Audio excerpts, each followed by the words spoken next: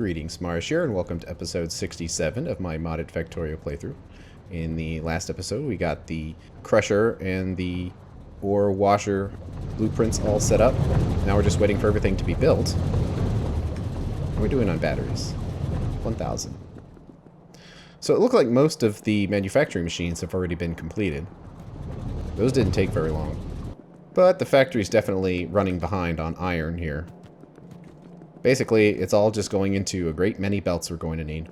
So, we're going to have to wait a little while for this to catch up, so let's find some other things on the factory to fix. Additionally, I changed the position of the microphone and also changed the way that I do the audio processing to hopefully improve audio quality for you. So, let me know if it's better, worse, or about the same. So one potential problem we have is that we are actually running low on saline water. So I guess it's the Twilight Zone now, where we're not dumping saline anymore. Probably the reason for the reduction of saline is that our primary production was through making mud. And we're not really making any mud because we're making pretty much no wood. Because our factory is mostly powered by solar power at this point. And not to mention the charcoal that's all coming in through the algae processing. So believe it or not, we're actually a little short on saline water. To fix this is fairly straightforward. We just need to link all of our saline production and toss it down here. And probably have a nice group of clarifiers because all of the factory's saline water is going to be down here. So all of the clarifiers should probably just be piled up right here to empty when the tank gets too full. So we've got one right here. This probably doesn't really run because it was only taking care of byproducts. That's probably never going to run. But nonetheless, we can connect it. Plus, we've actually got a saline water line running all the way down here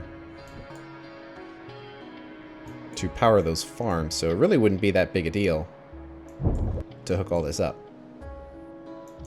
And the big one is probably the saline water from the purified water that's going into making the oxygen and hydrogen, and also coal washing down here. Basically, I'm looking for these angel's voids right here. And all the saline water is being consumed in the production of chlorine here, which is making silicon, and then the silicon's being converted into iron just to maximize iron production. So that's where it's all going. And the farming too. But I guess we're not really running the farms right now, so it's probably not contributing by much. Let's see, well, saline water is conveniently right up here.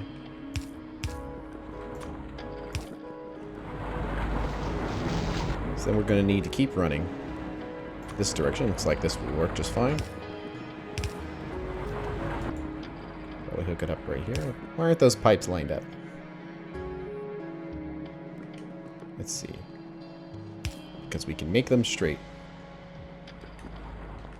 I like having the pipes nice and aligned.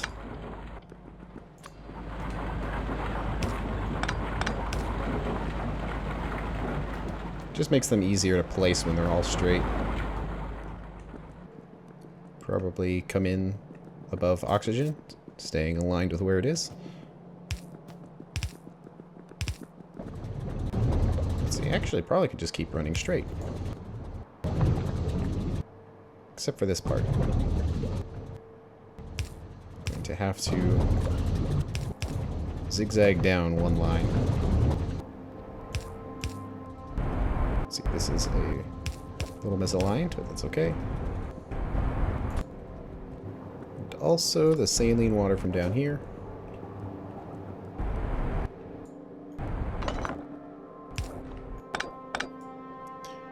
There we go.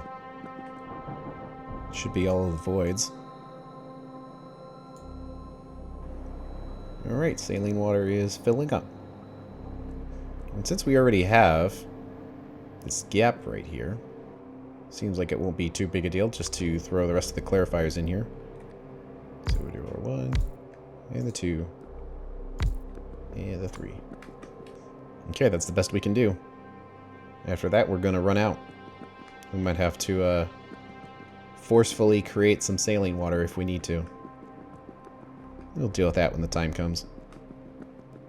Looks like charcoal somehow made it in here. Not sure how that worked, but... Are they still making partial trips? They aren't, but we're not making any mud either.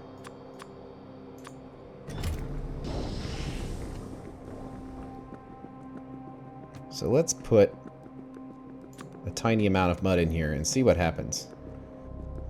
Because it shouldn't be making a trip for that one piece. But it is. Let's see, let's make a second supply depot. Put that right there. Put the inserter going in. And now we need some circuits.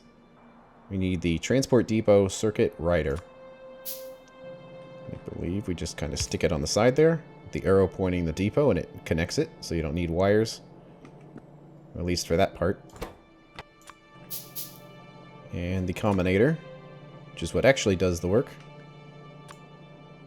And let's run the wire from the depot to the combinator, and then the combinator to the rider, and then it goes back into the depot. This kind of reminds me of Stationeers, if you've played that, dealing with the logic there, where it's you have an input and then you have the output. So the readers and the writers. I don't know, I might do a series on that game someday. It's pretty cool. I don't know how interesting it'd be, but it's fun. So the condition is we need to have a full stack or a full truck's worth of mud in here. And since trucks can carry 2 stacks of mud,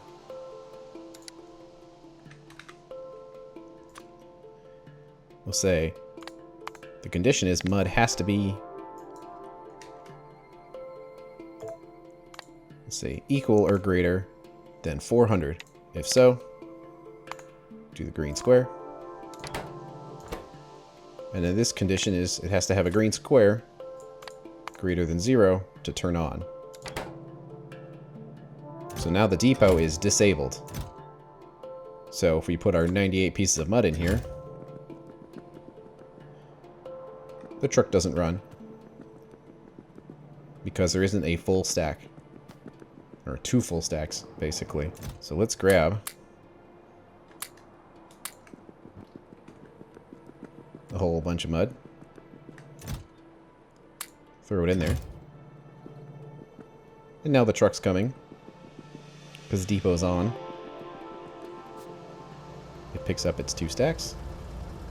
And the depot turns off because now it doesn't have a load's worth of mud in there. I'm not sure why it has to be done that way compared to the other depots. It's probably just because there's multiple supply depots, or maybe mud is bugged. But that's how to fix that. How's power? Holding out so far. We'll have to see if the batteries hold out overnight.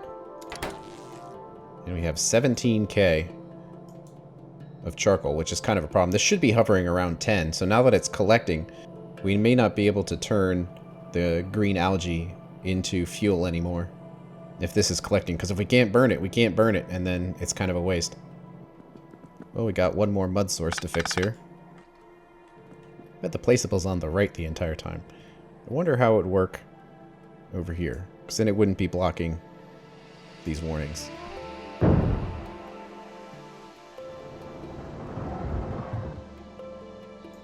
Oh, it's holding.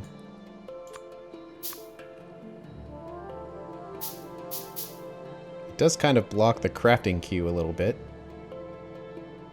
Could put it like up here or something. Yeah, I'll keep it on the bottom. This mud is equal or greater than 400. I put a green square. If the green square is more than 0, turn on. There we go. How are the warehouses doing? Oh, well, they're completely full. So we need a bunch more warehouses.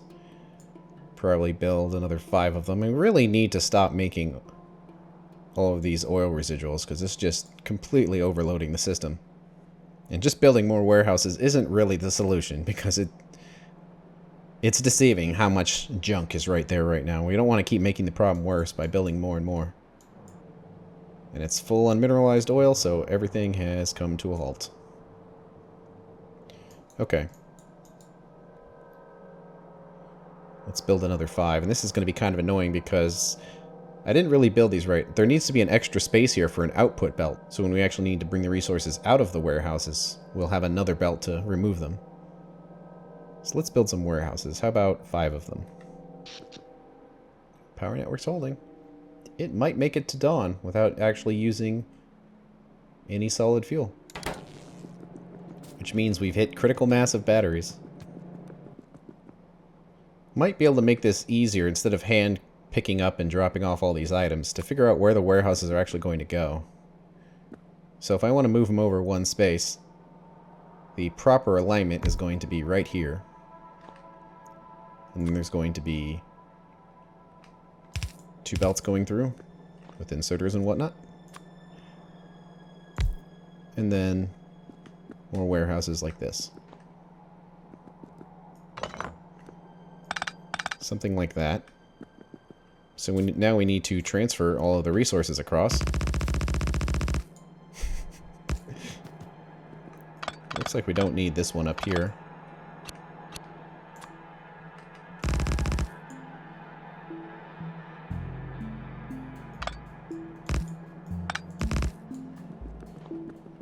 I don't know if that power pole is connected to something, but just in case. Okay.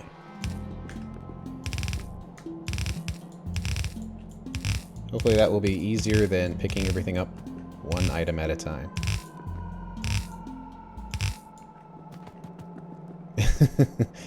That gives you an idea of volume, basically, of all of these warehouses. About how much of it is residuals compared to just the couple of drums of mineralized oil. Like, it's nuts. How long is this actually going to take? Probably quite a while because they're picking stuff up. Yeah, it's actually moving pretty good.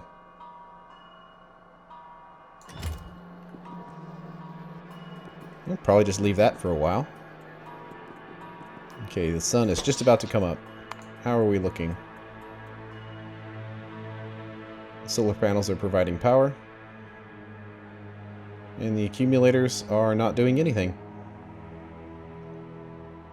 So we barely, but made it through the night. What about charcoal consumption? You know, not really using much of any of it, so that's going to be a problem. So we're going to have to take care of that next, because that's going to fill up. Since this is our central repository for various byproducts we can't do anything with right now, let's see if there's anything else that we can throw in there. Sulfur is being properly used, so it already has its special spot, so we don't need to put that in the group of warehouses. And these were probably a temporary measure, and they haven't run in quite a while, so I'm not too concerned with the... I believe that's calcium sulfate. So you can probably just leave that there. However, we do have some sodium hydroxide from electrolyzing saline water. Speaking of saline, looks like it has caught up. And what does sodium hydroxide go into?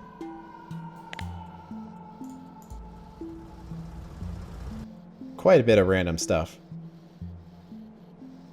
But the important thing that it goes into is making aluminum. So you see we have to add sodium hydroxide to aluminum ore to turn it into aluminum hydroxide. And then that is turned into alumina, and then add carbon to alumina, and that's how we get ingots. So it's definitely something we can use that sodium hydroxide on, so we really don't want to waste it because we're not actively producing it at this point. So we need a request depot and a supply depot. So now we set up this drone network. It doesn't really take all that much extra work to add in new elements to the logistics. Or sodium hydroxide. And we need a truck. Sadness. Didn't carry one with me. So I'm just going to build one from scratch. Only need the one. It's interesting how there's only 2 inserters instead of 3. Actually, probably only need the 1. So how are these going? Oh, most of the way already. about 2/3 done. I could run the road all the way out here, but it seems a little easier just to line this up with the other buildings. And run a belt over there.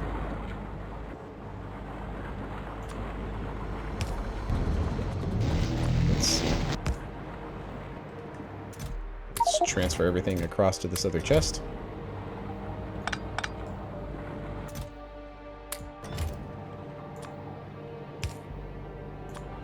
Let's put an inserter right there. That should empty fairly quickly. And let's make sure the bot doesn't come out here just because it can get one item. That it's actually waiting for a stack. It also doesn't have any fuel. I didn't actually put the drone in there, so of course it's not going to run. Well, just got to keep an eye on it. Make sure it's not running all the time. Because that's going to take a while to fill up the fuel and all that, but hey, look at that. These are all full.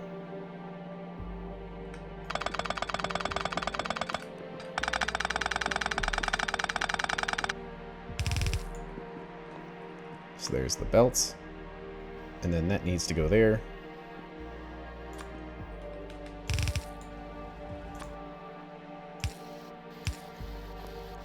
Let's see if we can fill it up with some stack inserters.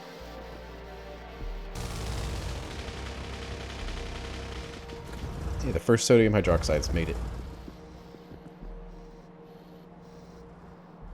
Okay, this has emptied this one out completely. Okay,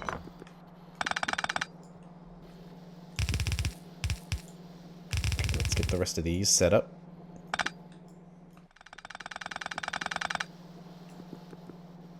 Could just leave that space open for now. So short inserters, long inserters. And we need to connect the network together.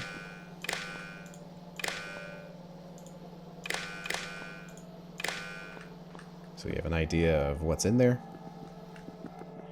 Okay, this one's filled up.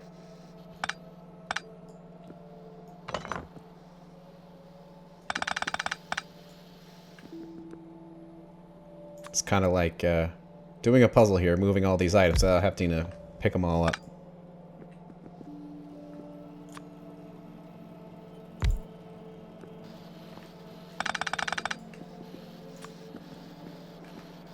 Looks like I made one too many warehouses. Oh well. And let's move these around a bit so it looks the same as the other side.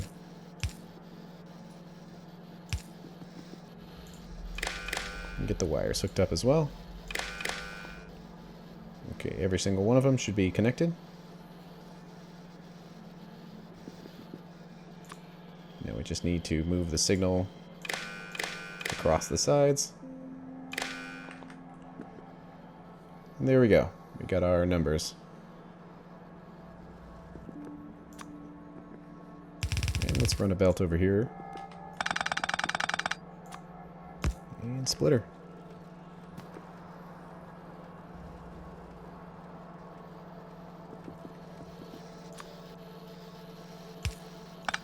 And some lights would be great.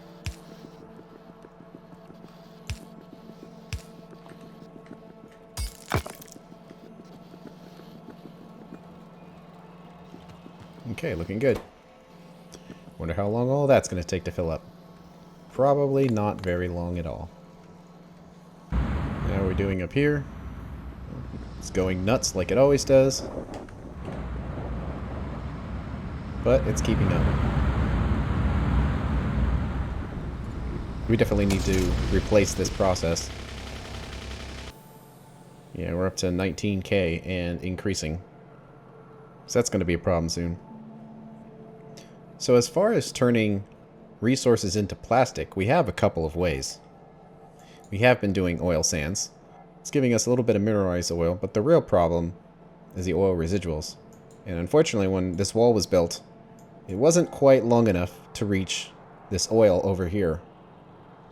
Or the natural gas that's further down. I mean, it would be easy enough to move the wall forward, But moving the wall takes effort, and I really would rather, instead of inching it, you know, a couple of chunks to the left or down every time, I would prefer it to be similar to where this wall was placed, where it was a huge expansion all at once.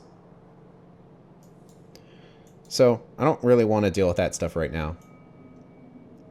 So what we're left with are bioplastics. And we do have a few options. The easiest way of making plastic, and it's also going to solve our charcoal problem, is simply by converting green algae into plastic. And it would be mineralized water into green algae, then turn the green algae into cellulose fiber, the fibers into methanol gas, then methanol gas into propene, propene in a liquid plastic, and then their plastic bars. Now this is a limited process. It would only produce plastic as long as we had the mineralized water to go with it, so it won't always work. It'll certainly avoid the problem of being overloaded on charcoal. But our factory also needs fuel oil to run the drones.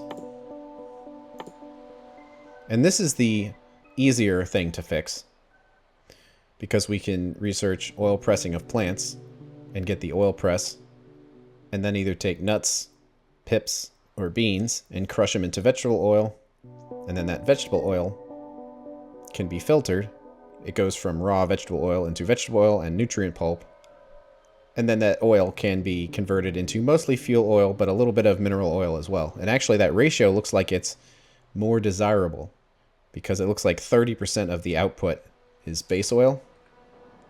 And if you look at oil refining, 100 crude oil goes in. And ignore the naphtha for now, because we're actually producing that, or producing the plastic using the green algae, so we don't even need to consider that. So it looks like it's 60% goes into fuel oil and 40% goes into mineral oil. It would reduce the amount of base mineral oil if our goal was to produce fuel oil, if we did so by pressing it out of vegetable oil. Now, as far as where to get these resources from, nuts, pips, and beans, we can look at our farming.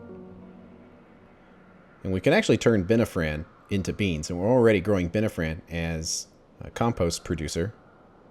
But we can get pips from that item, little squash looking thing,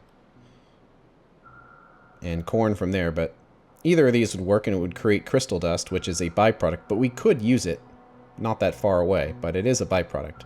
So actually just using the binifran wouldn't be a half bad idea to fully replace oil sands. So if we did those two systems, green algae and pressing the oil out of the binifran, we can get our fuel oil, and then we wouldn't need to do the oil sands at all.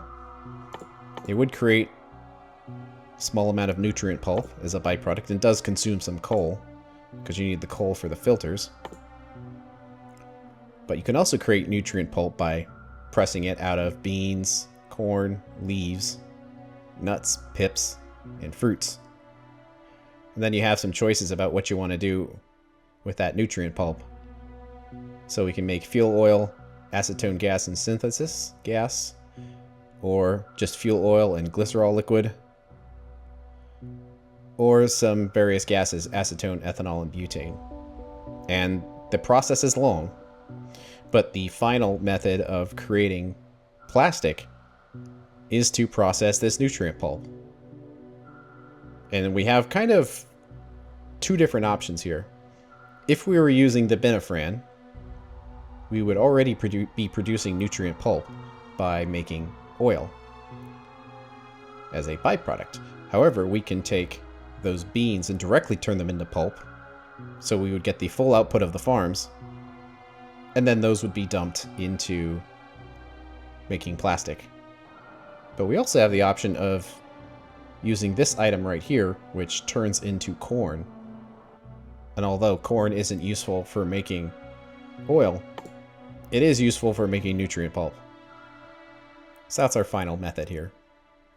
For now, let's research making the vegetable oil. We are going to be producing a byproduct of nutrient pulp, but it's probably going to be producing it fairly slow because the only thing we're going to be making with vegetable oil is the fuel oil. So its output as a byproduct will probably be pretty slow. So let's hit that. And since the more immediate need is not overloading on charcoal, let's redo the green algae processing. We probably don't have to rebuild the entire thing, just convert it so it's making plastic instead of fuel. Also, I guess one other method that we have sitting dormant are our tree production. And instead of turning it into charcoal, we could just take the cellulose fiber and also turn that into plastic, so we can make plastic with trees too. But that might generate way too much plastic. We really only want it to run if we need it, so we have several different options of making our bioplastics here. Okay, that's done. Let's see, are there any items here that need to be converted? Any logic that needs to be changed? So the way logic works when you have multiple production methods and then you have like a buffer chest or a silo here, the item that has the highest enabled condition is the one with the priority. So right now, it's only going to produce carbon coming from the stage 1 carbon production if we're under 2,000. And then if we're under 4,000, it'll create it doing the washing, which will generate sulfur. But the primary method is if we're under 6,000, we set it up to be making it from charcoal, which is basically made from trees and the green algae. But that's probably not good. We can generate more carbon if we give the priority to the washers. So we'll set that to 6,000 and then set that to 4,000. So I'll kind of change that dynamic a little bit. Yeah, these belts remain a mess, but they're still working, so I don't want to redo it just because they look like a mess. One thing we can do to improve efficiency of the green algae production is stop making carbon dioxide from these wooden pellets, which are produced from green algae. This is sapping away potential output of plastic or whatever else would be made. Basically, they're generating their own carbon dioxide. And then we have logic set up right here. So the least desirable way is from coal, and the second least desirable way is from trees. So instead we're going to get rid of these entirely.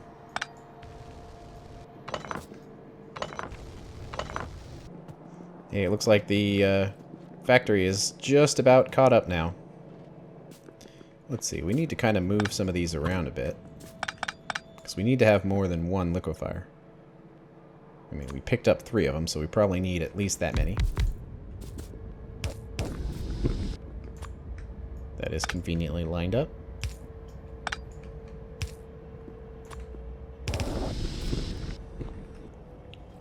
Probably don't need this buffer tank in here anymore. Let's see if we can pressurize the system and empty it.